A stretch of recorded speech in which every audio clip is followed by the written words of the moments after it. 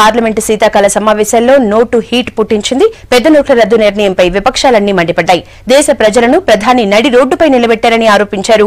ప్రభుత్వ నిర్ణయంతో కార్పొరేట్లకు, కొంతమంది బీజేపీ నేతలకు తప్ప ఎవరికీ ఉపయోగం లేదని అన్నారు. ఇక సభ టైం ముగియటంతో చర్చను రేపు కొనసాగిస్తామని చెప్పారు deputy chairman Kurian.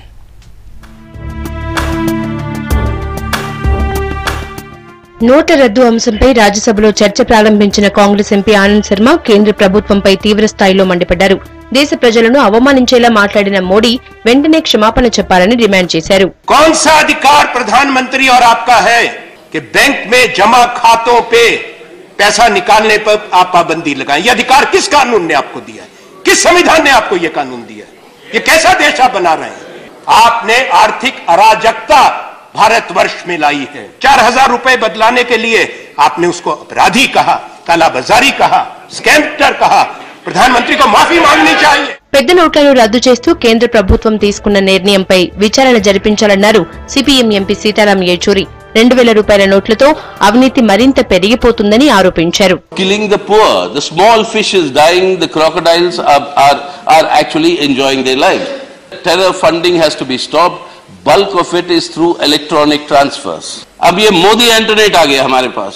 If you do not have paper, use plastic. Where is this black money, sir? All estimates say 6% of this black money is in cash.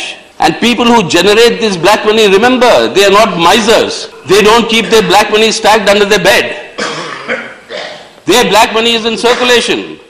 Their black money is making more black money. BJP నేతలు ఓసారి గ్రామీణ ప్రాంతాలకు వెళ్లి పరిస్థితిని పరిశీలించాలని అన్నారు JDU MP Sharad Yadav. ప్రజలు, చిన్న వ్యాపారులు నగదుతోనే లావాదేవీలు జరుపుతారని, ప్రభుత్వ నిర్ణయంతో వారంతా ఇబ్బంది పడుతున్నారని అన్నారు.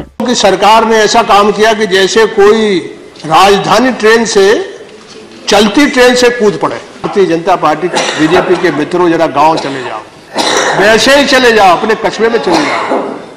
और आपने चारों तरफ जो है वो ऐसा धंधा खोल दिया है कि काला धन नहीं, इससे ज्यादा काला धन पैदा कर देंगे लोग. उस मेहनत की कमाई से ये काला धन जनरेट होगा. ప్రజల చేతుల్లో డబ్బులు ఉన్నా ఖర్చు చేయలేని దుస్థితి వచ్చిందన్నారు ఉత్తరప్రదేశ్ ఎంపీ రామ్ గోపాల్ యాదవ్.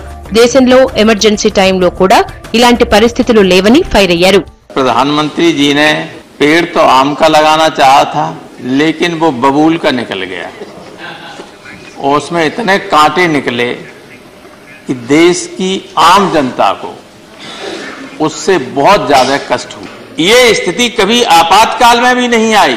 इमरजेंसी में ये दिक्कत हो गई कि आदमी अपना पैसा लेकर ही भिखारी बन गया, बैंक के सामने खड़ा है कि मेरा पैसा है, उसकी जगह मेरा पैसा दे दो.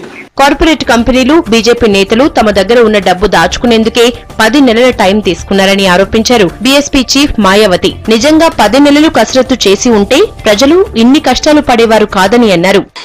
10 महीने की अवधि के अंदर नरेंद्र मोदी ने केवल अपनी पार्टी बीजेपी और अपने खास लोगों को और कुछ चाहे थे बड़े बड़े पूंजीपतियों और धन्ना सेठों के जो लोग हैं उनके बड़े बड़े नोटों को ठिकाने लगाने के लिए इन्होंने 10 महीने का समय लगाया.